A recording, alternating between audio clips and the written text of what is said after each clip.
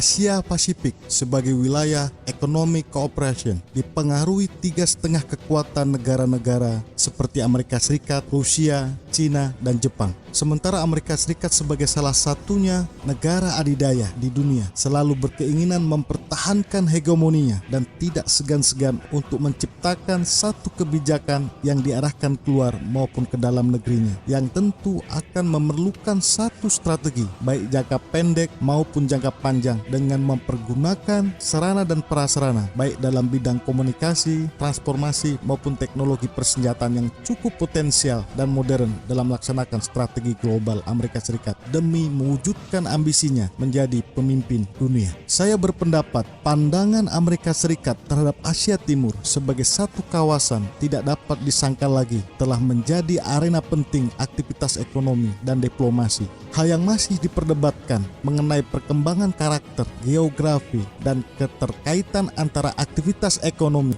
dan diplomasi dengan kerjasama politik yang melintasi wilayah geografis. Kawasan Asia Timur tidak terlepas dari peran Amerika Serikat, terutama pasca Perang Dingin. Tidak bisa disebut sebagai unipolar sebab masing-masing region, Eropa, Amerika Utara, dan Asia Pasifik atau Asia Timur dan Tenggara memiliki sebagai leader di kawasan tersebut.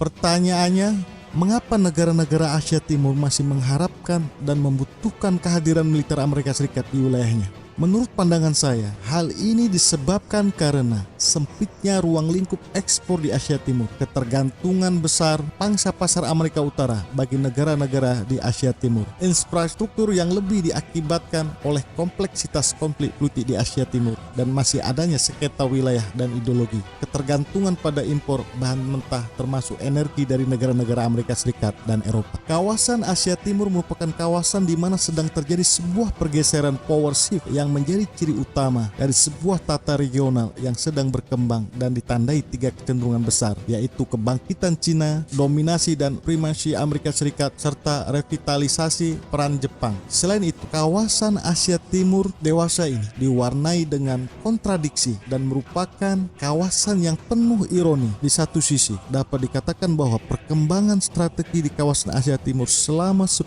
tahun terakhir cukup kondusif, stabil, dan dinamis, sehingga negara-negara di kawasan dapat lebih memusatkan perhatiannya kepada upaya pemulihan ekonomi mereka. Tetapi di sisi lain, sulit disangkal bahwa kawasan ini sebenarnya juga menyimpan potensi untuk terjadinya konflik, bahkan sikap permusuhan sia-sia politik Perang Dingin yang masih kental mewarnai hubungan internasional. Secara umum, perilaku negara-negara besar di kawasan diwarnai persaingan. Namun demikian, keamanan nasional dan kedaulatan nasional mereka masih sensitif satu sama lain. Perubahan di bidang politik, ekonomi, dan keamanan beberapa tahun belakangan ini telah menempatkan Asia Timur kembali dalam perhitungan strategis negara-negara besar dunia. Banyak pendapat yang menyatakan bahwa Cina sebagai kekuatan yang tumbuh secara damai, secara berlahan bangkit menjadi salah satu kekuatan ekonomi terkemuka di dunia, dan penetrasinya di kawasan Asia Timur sulit untuk dibendung. Terlebih keanggotaannya dalam komunitas Asia Timur semakin diperkuat kehadirannya secara ekonomi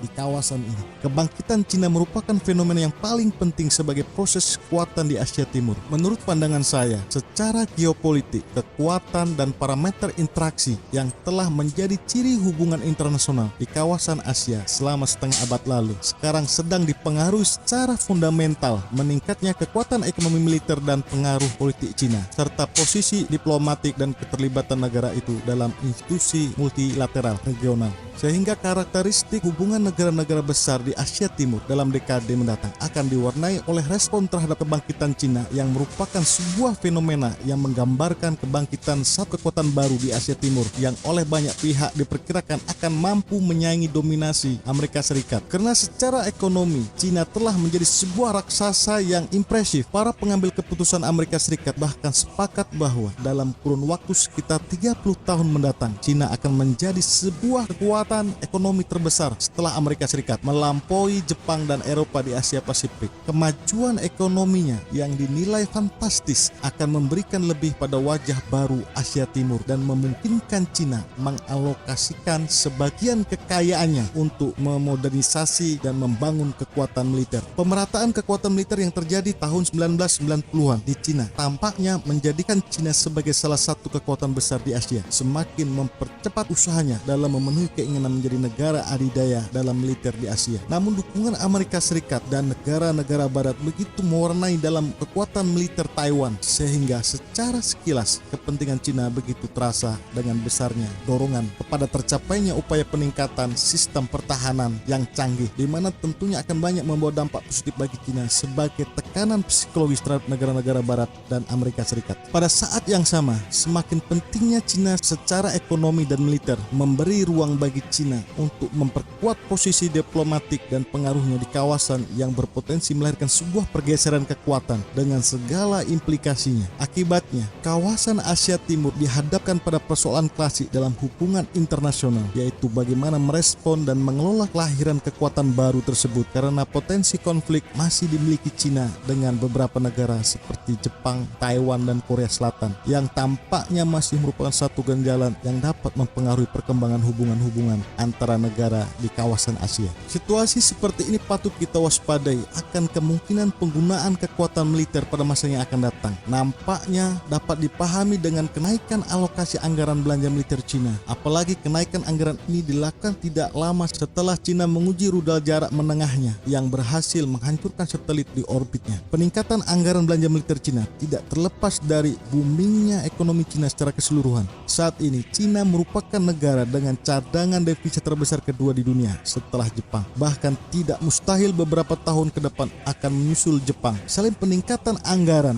upaya modernisasi kekuatan militer Cina juga terus diupayakan, termasuk diantaranya profesionalisme pasukan, yaitu dengan jalan perampingan organisasi serta modernisasi peralatan militer. Cina yang tadinya berkiblat kepada peralatan bekas Uni Soviet kini berupaya untuk mengadop standarisasi Barat. Upaya kemandirian pemenuhan peralatan militer dilakukan dengan pemberdayaan dan pembinaan terpusat industri militer. Produk-produk inovatif lebih diutamakan dengan cara mengadaptasi perkembangan teknologi peralatan militer, baik yang datang dari timur maupun dari barat. Upaya ini tidak begitu sulit bagi Cina dikarenakan mereka sudah mempunyai sumber daya manusia dengan tingkat pendidikan yang sangat memadai. Peningkatan anggaran militer Cina dan kemampuan tentara pembebasan rakyat Cina dalam konteks sistem internasional yang berlaku di kawasan adalah kekhawatiran Cina akan pergeseran kekuatan yang ada di Asia Timur. Tercatat beberapa aliansi dan kerjasama militer di antara Amerika Serikat, Jepang, dan Australia menyebabkan Cina melakukan upaya modernisasi peralatan militernya. Pada tataran makro strategi, upaya Cina untuk meningkatkan kekuatan militernya dalam kurun waktu 10 tahun ke depan dapat berimplikasi pada perimbangan strategis di kawasan. Tingkah laku Cina sebagai negara di Asia Timur sangat ditentukan oleh faktor-faktor eksternal, terutama sikap dan kebijakan Amerika Serikat dan para sekutu Amerika Serikat seperti Jepang, Korea Selatan, dan Taiwan, baik secara individu maupun gabungan. Dengan kata lain, secara hipotesis, faktor Cina dalam hubungan segitiga Amerika Serikat, Cina, sekutu Amerika Serikat akan menentukan lingkungan politik, keamanan, dan ekonomi kawasan Asia Timur. Hal tersebut dapat dilihat dari ditandatanganinya deklarasi aliansi keamanan untuk abad ke-21 antara Amerika Serikat dan Jepang dalam mewujudkan keberadaan strategi pertahanan perang bintang atau Star Wars yang digabungkan dengan rencana pembangunan sistem pertahanan rudal nasional di wilayah nasional setiap negara sekutu Amerika Serikat seperti Jepang, Inggris, Korea Selatan, dan Australia yang sudah dimulai sejak awal tahun 2003. Kondisi tersebut ditentang Cina yang berpendapat aliansi tersebut seharusnya tidak ada seiring dengan berakhirnya era perang dingin. Untuk meminimalisasikan dan menyeimbangkan keberadaan aliansi tersebut, Cina menjalankan strategi diplomatik menjalin hubungan militer lebih erat dengan Rusia dan mendukung penuh rejim keamanan multilateral di kawasan Asia Pasifik. Kemudian di bidang ekonomi, Cina juga secara maksimal menjalin kesepakatan perdagangan bilateral dengan beberapa negara anggota ASEAN. Kondisi ini telah memaksa Cina untuk mempercepat proses modernisasi sistem pertahanannya Oleh karena itu, tidak mengherankan apabila belakangan ini Cina memprioritaskan kemampuan daya jelajah